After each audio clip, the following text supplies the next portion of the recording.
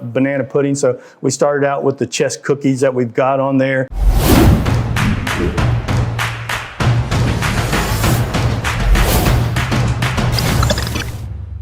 What's up, it's Luis from America's Best Restaurants, and we travel the country coast to coast to find the places where you need to eat at on a weekly basis. So today we're in Knoxville, Tennessee at a restaurant called Dead End BBQ, and we're gonna get to talk to the owner, George. We're gonna get to try some of their burnt ends and a few other things, and just you wait. Tune in, come with me. I know you're hungry, let's go check it out.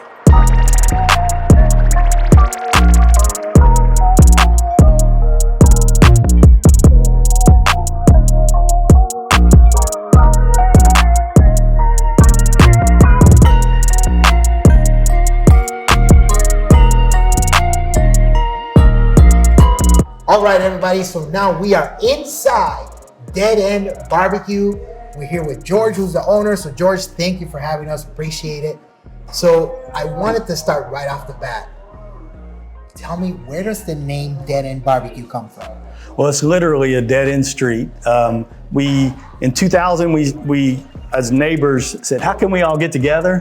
And we said, let's have a pig roast. So we started having these pig roasts. Next thing you know, we started cooking every single weekend, having competitions amongst ourselves. End up going out on the competition circuit, winning a little bit. Next thing you know, we started this restaurant, and our street literally is a dead end street. There's no cul-de-sac, it just kind of stops.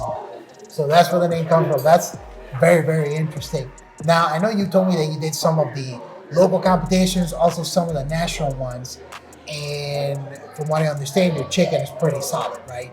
Yes. Yeah, we started out locally doing some, like I said earlier, and we had some success. And then nationally, we kind of tanked a little bit, and then we got on our feet and started having a lot of success. And then, you know, our competition chicken is probably one of our top items on the menu. We were chicken champions of North Carolina twice, South Carolina, Georgia, Tennessee, runners up in Alabama. That's great. So is that how you got into the restaurant industry, from like, hey, let's just cook together, you know, on the weekends, you know, and in between amongst each other in the neighborhood? Yeah, I mean, I'm an architect by trade, and that's what I do. And so, you know, An architect is a barbecue guy? Yeah. Okay. So we started out, since I've always done barbecue all my life. And when we said, if we ever get to a national recognition place in barbecue, let's open a restaurant, because we were looking at where Knoxville was in barbecue, and we wanted to try to elevate it. So once we got to the Jack Daniel's World Invitational Championship, we were like, we've got a pretty good name in the barbecue world. Let's try open a restaurant, and we did. So you started when you were pretty young, because we were talking off camera. You were telling me that your grandma used to do barbecue, yes, and then you started doing barbecue with your dad when you were what, 14? 14, yeah. I've been doing it for a long time. That's awesome. Yeah.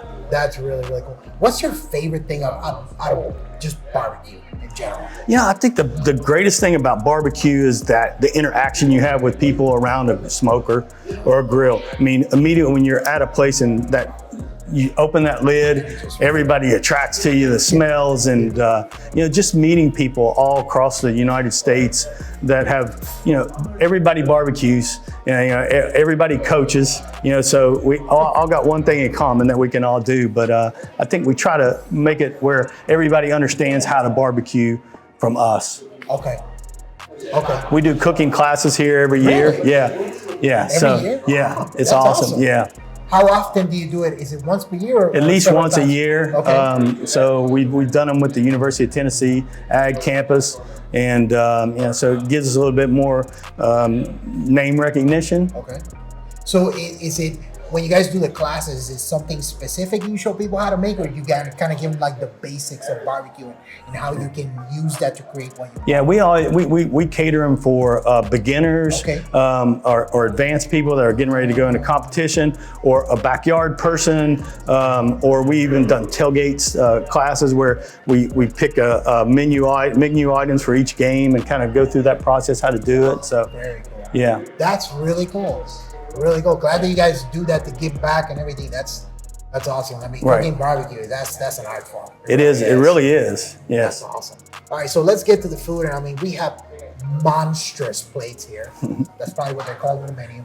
So this right here, this is the main item, right? Yes. So Yeah. tell me, So what do we got? this is our competition chicken, along with a full slab of ribs and burnt ends, and so we've yeah. So what do you do to that chicken? Come on, man.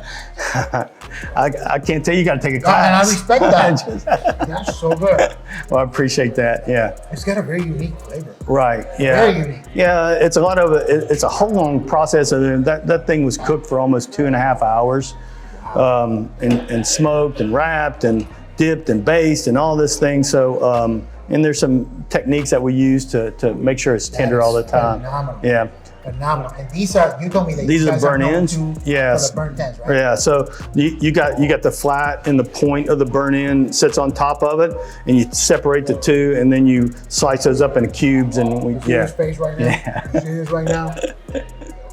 That's killer. Oh my God.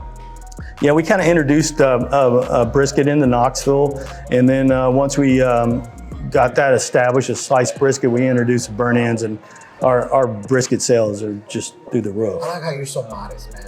This is just absurd. Well, Like, you just kind of introduced it, you know.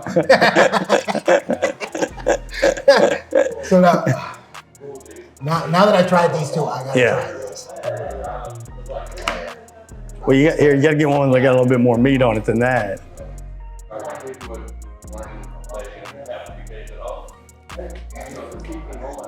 We should just end the video right now. Oh my God. This barbecue is outstanding. Well, I appreciate that very Oh much. my God, it's outstanding. I want to eat this whole plate by myself. So leave me alone in the corner. I just want to eat this whole plate. But we also have some sides right here. Yeah. What do we got? Yeah, so what we did was we tried to not only do good, meat or protein products, is concentrate on our sides as well. So then we got Brussels sprouts, beans and sausage, and our famous mac and cheese, pimento mac and cheese. Pimento. Yes, sir. So it's not just regular. No, there's we're nothing trying to we do do. some different things here. No, we got to go pimento. Yeah, there's nothing we do that's regular here, that's for sure. Oh yeah. It's got a That's the 3 winner. cheeses blend in it, yeah.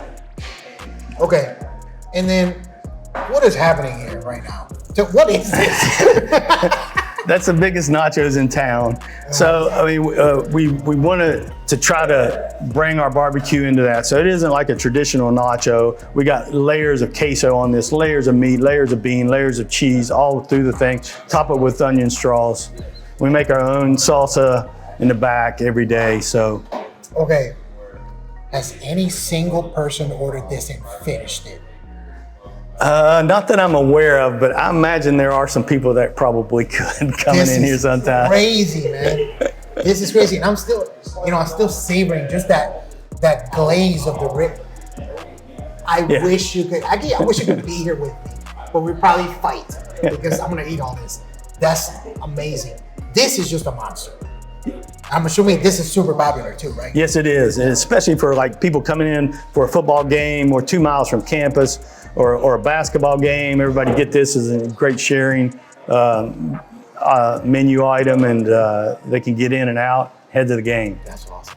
Now, this right here is unlike anything I've ever seen before. Right. So George, tell me, what is this? And that's our banana pudding. That's our #1 selling dessert. Okay. The presentation of it, literally looks like I'm in a 5-star restaurant. So I'm expecting this to be phenomenal. So tell me, how do you guys make this so different than anything that I've ever seen before? Yeah, we started out with the how do we deal with and make these things look more presentable than just a typical whipped up banana pudding. So we started out with the chess cookies that we've got on there, and then we topped them with the bananas instead of putting them in there because they get black after oxidation for a while. So we kind of not add them as a garnish, but make them presentable. That's outstanding. Holy crap. Wow. Wow.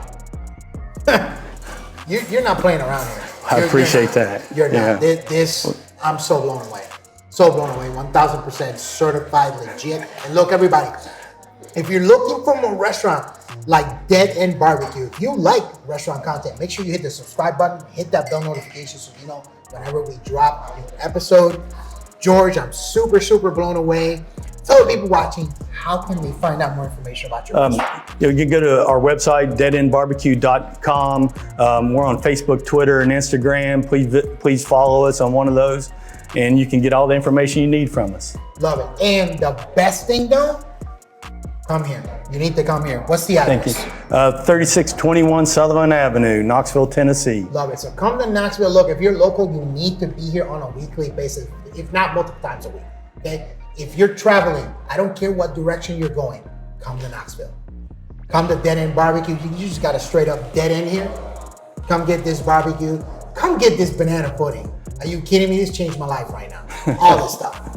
And look, you can also find a full listing for Dead End BBQ on americasbestrestaurants.com. And that's it for me, because all this stuff's got my name on it. I'm gonna eat more banana pudding because I got a sweet tooth. I'm gonna see you guys on the next one.